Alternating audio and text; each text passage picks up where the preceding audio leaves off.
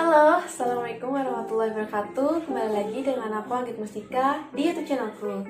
Nah, di video kali ini aku akan buat jajanan tradisional Indonesia, yaitu kue klepon. Iya, kue yang lagi viral itu. Tapi aku nggak bakal bahas itu. Aku cuma mau fokus gimana sih cara buat klepon yang enak, praktis, nggak pakai ribet. Dan nggak perlu lama-lama, kita langsung cek videonya ya.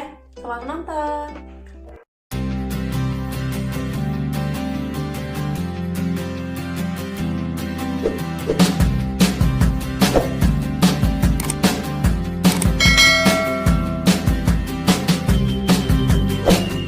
Tepung ketan, gula merah, kelapa parut, dan garam. Ini untuk bikin adonan si klepon itu ya. Kemudian bahannya ada yang aku pakai lagi adalah daun pandan dan daun suji.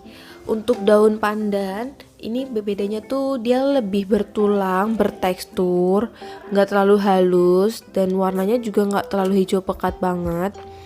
Yang paling membedakan memang teksturnya yang ada tulangnya gitu, agak ya ada tebal gitu di bagian belakang.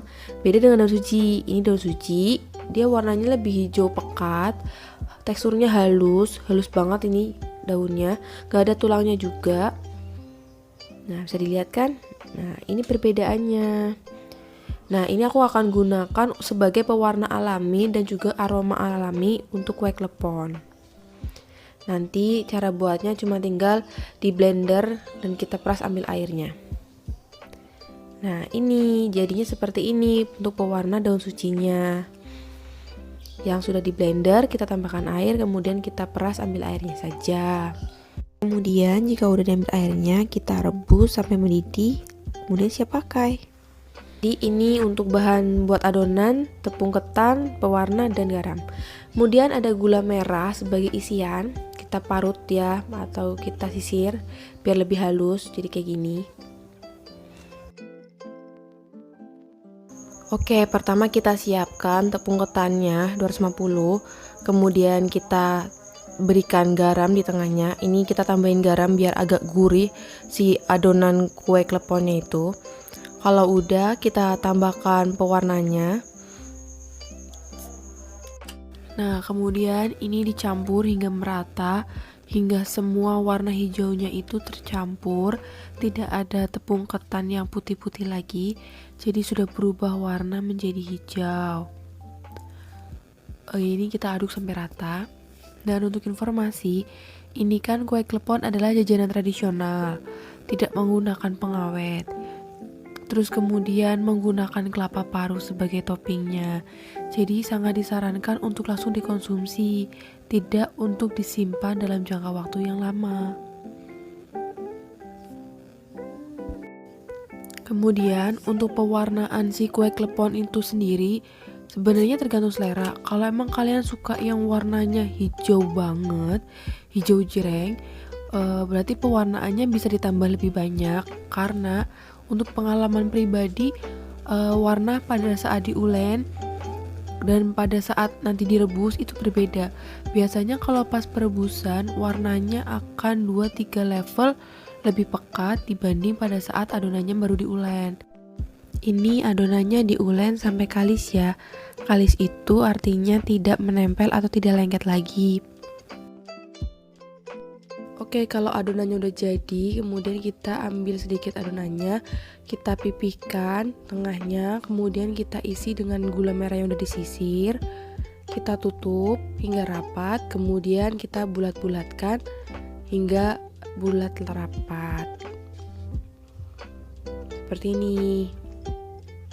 Kita coba sekali lagi ya. Jadi kita ambil adonan, kemudian kita pipihkan bagian tengahnya, kita berikan gula merah di tengahnya secukupnya aja. Kita tutup, kemudian kita bulat-bulatkan. Nah, seperti ini. Diulangi sampai adonannya habis ya. Untuk gula merah yang dimasukkan ke tengahnya itu jangan terlalu banyak, nanti gak ketutup atau bleber-bleber gitu, dan jangan juga terlalu sedikit, nanti gak berasa.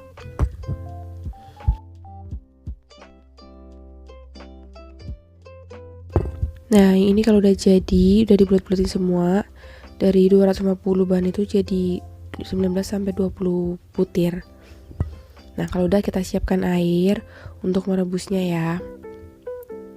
Kalau misalnya air udah mendidih, udah berbuih-buih seperti ini, kemudian kita tambahkan daun pandan biar aromanya harum. Kita masukkan bola-bola kue kleponnya. Nah, nanti untuk perebusannya sekitar 5-7 menit. Untuk tanda matangnya itu biasanya si bola-bola klepon ini akan mengapung kalau misalnya udah matang. Oh iya, sebagai informasi, ini kue klepon kan terbuat dari tepung beras ketan, yang dimana kita tahu bahwa tepung ketan itu mengandung karbohidrat yang cukup tinggi. Itu nggak masalah sebenarnya, tapi untuk kalian-kalian yang sedang mengatur makan atau sedang diet, sebaiknya jangan mengonsumsi terlalu banyak. Karena sebagaimana kita tahu, jika suatu kandungan karbohidrat di dalam suatu makanan tinggi, maka di situ juga kandungan gulanya tinggi. Tanda kue klepon sudah matang yaitu bola-bolanya mengapung. Kalau sudah mengapung seperti ini, langsung kita angkat dan kita tiriskan ya. Informasi lagi, ini kan menggunakan tepung ketan, jadi akan kenyal kan. Kalau kalian gak terlalu suka yang teksturnya kenyal dan pengen agak sedikit keras, kalian bisa mencampurkan tepung beras pada adonan. Kalau udah kita angkat, kemudian kita balurkan ke atas kelapa parut yang udah kita kukus. Kenapa dikukus dulu? Biar gak cepet basi kelapanya.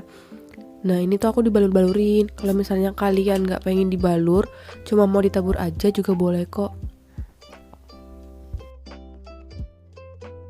Nah, tadi kan aku bilang kalau adonan ini itu bisa jadi 20-25 butir. Itu disesuaikan ya. Kalau misalnya kita buatnya kecil-kecil, mungkin bisa lebih dari 20. Tapi kalau misalnya kita buatnya besar-besar, mungkin cuma jadi 15-an.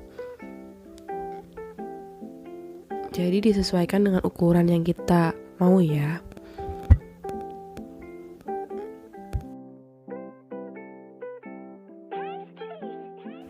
Kalau udah semua dibalur dengan kelapa, kemudian kita susun di atas daun pisang. Biar aromanya lebih alami, kena daun pisang itu. Nah, aku juga punya informasi, dalam satu butir kue klepon ini itu mengandung 110-130 kilokalori. Itu bergantung dengan gula yang dipakai dan banyaknya kelapa yang membalur. Jadi bisa dikira-kira ya kalau misalnya kalian mau konsumsi makanan dengan mikirin jumlah kalori yang lagi kalian makan. Nah, udah semua seperti ini. Kita tambahin daun pandan. Jadi kue klepon. Nah, ini aku bikin dua. Yang kanan pakai daun suji, yang kiri pakai pewarna makanan. Insya Allah sama-sama aman kok. Kayak gini. Yang pakai pewarna lebih agak hijau kan. Dan kalau yang pakai daun suji kayak gini, agak pucat. Tapi mungkin kalau daunnya dibanyakin lagi, mungkin bisa jadi sama seperti yang hijau di sebelah kiri. Coba kita perjelas ya. Ini yang pakai daun suji, kemudian ini yang pakai pewarna makanan. Emang lebih hijau sih kayak diamang-amang. Dah, klepon buatan aku sudah jadi. Ini pakai pewarna makanan yang tentunya aman untuk makanan. Dan ini menggunakan daun suji yang pastinya alami. Kalian mau bikin yang pakai mana? Terserah kalian. Selamat mencoba.